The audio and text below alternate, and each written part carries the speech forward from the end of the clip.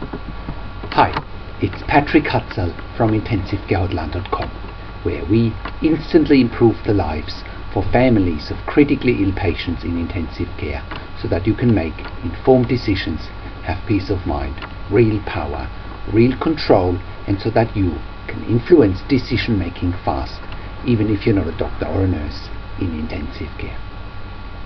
This is another episode of Your Questions Answered, and in last week's episode I answered another question from one of our readers, and the question last week was: my 76-year-old dad has been in ICU for 1 month. He can't be weaned off the ventilator and his tracheostomy.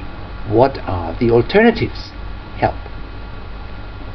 You can check out the answer to last week's question by clicking on the link below this video.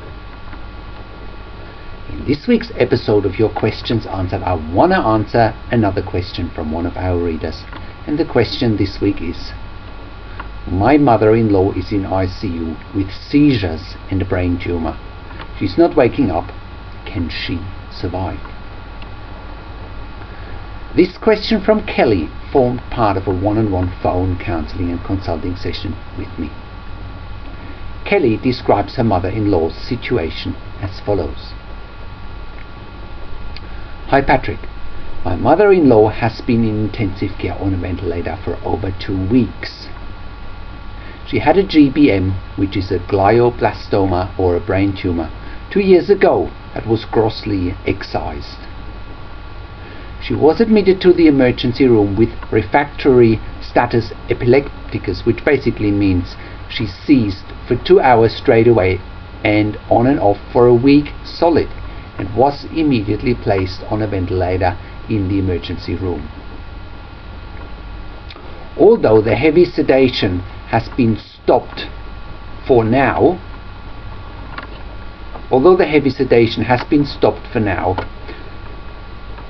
1 week ago she will only breathe on her own for approximately 2 hours a day before she gets tired. She also is not very responsive to stimuli. She's not waking up enough for them to feel comfortable weaning her. They are now wanting to do a tracheostomy tomorrow morning, as well as placing a PEG tube for feeding. I guess we are trying to figure out if she'll ever get off the ventilator, and how do we determine if there's any brain damage caused by the prolonged seizures. I have also left my phone number and I can be contacted via my cell phone. Thank you, from Kelly. So, here's my response. Hi Kelly, thanks for your question and thank you for using my one-on-one phone counselling and consulting service. I'm very sorry to hear what you and your family are currently going through. It sounds like your mother-in-law is in a very challenging situation. You're mentioning that your mother-in-law has had severe seizures for almost a week before she's been admitted to intensive care. During this week, off and on and off seizures at home, a lot of brain damage might have been caused, and it would have been advantageous if your mother-in-law would have been admitted to intensive care much earlier to manage the seizures and prevent some of the brain damage that may have been caused during this time period. For now, she should have a CT of her brain and an EEG to determine the focal points of the seizures, and also to determine whether the GBM or the brain tumour is the reason for the seizures. GBMs can be very aggressive brain tumours, and it may have caused the seizures. Also, keep in mind, waking up after head or brain injuries, including seizures, may take its time, and it can sometimes take many weeks patiently waiting for your mother-in-law to wake up, depending on what's exactly happening in her brain.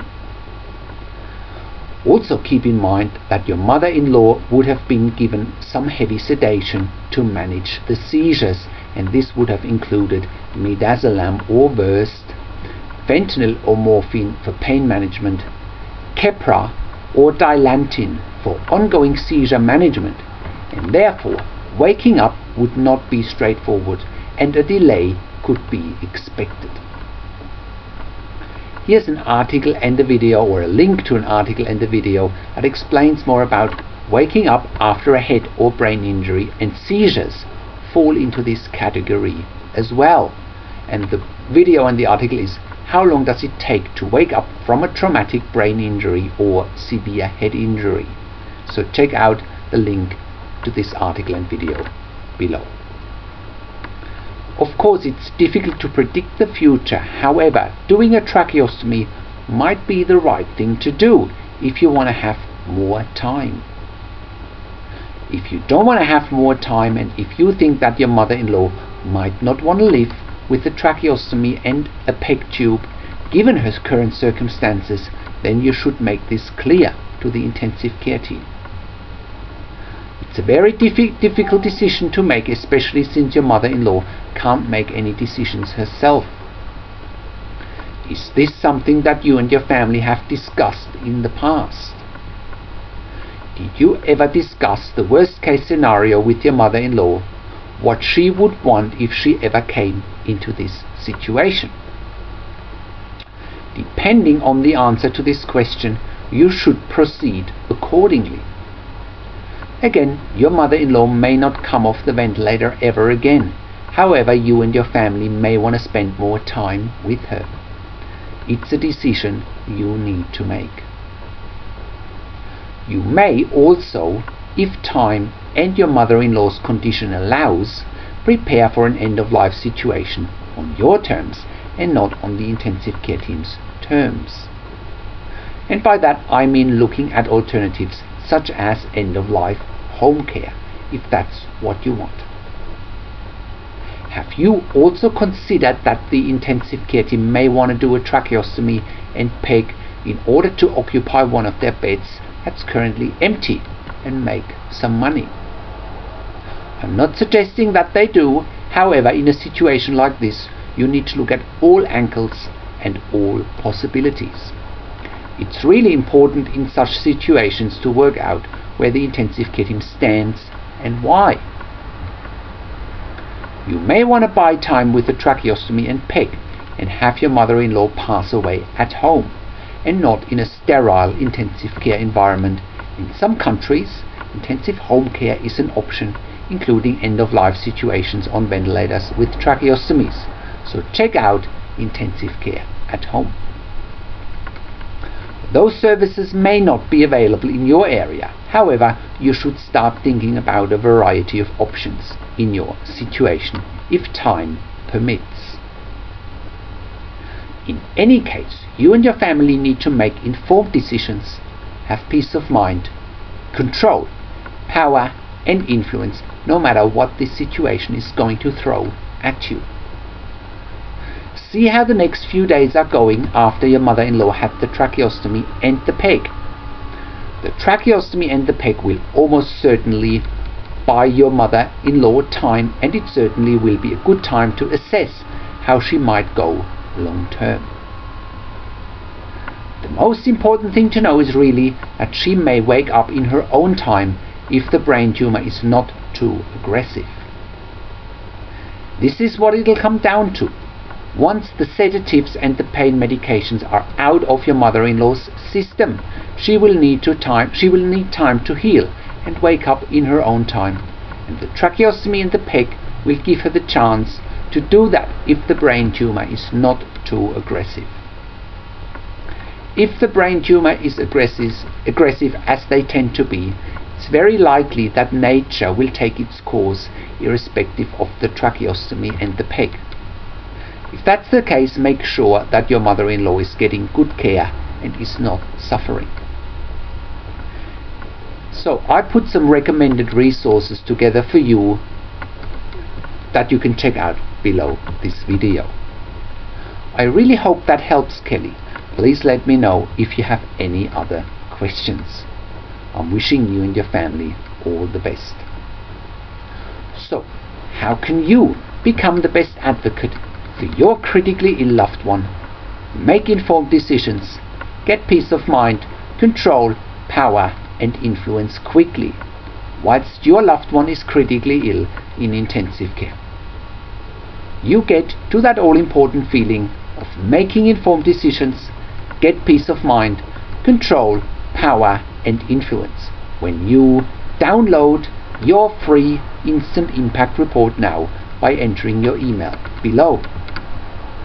In your free instant impact report, you learn quickly how to make informed decisions, get peace of mind, real power and real control, and how you can influence decision making fast whilst your loved one is critically ill in intensive care.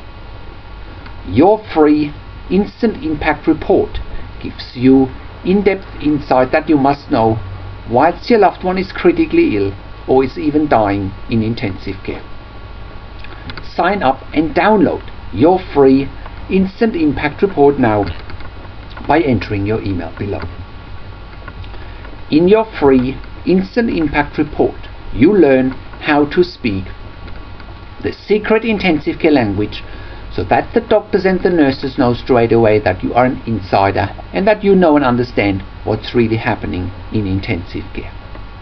In your free report, you will also discover how to ask the doctors and the nurses the right questions, discover the many competing interests in intensive care, and how your critically ill loved one's treatment may depend on those competing interests. How to eliminate fear, frustration, stress, struggle and vulnerability even if your loved one is dying. You get 5 mind-blowing tips and strategies helping you to get on the right path to making informed decisions, get peace of mind, control, power and influence in your situation. You'll get real-world examples that you can easily adapt to your and your critically ill loved one's situation. How to stop being intimidated by the intensive care team and how you will be seen as equals. You'll get crucial behind-the-scenes insight so that you know and understand what's really happening in intensive care and how you need to manage doctors and nurses in intensive care, and it's not what you think. Thank you for tuning into this week's Your Questions Answered episode, and I'll see you again in another update next week. Make sure you also check out our blog section for more tips and strategies, or simply send me an email to support@intensivecarehotline.com with your questions. Or you can call me, find phone numbers on our contacts tab. Also check out our ebook section where you get more ebooks, videos and audio recordings, and where you can also get one-on-one counseling and consulting with me via Skype, over the phone or via email by clicking on the products tab. This is Patrick Hutzel from intensivecarehotline.com, and I'll see you again next week in another update.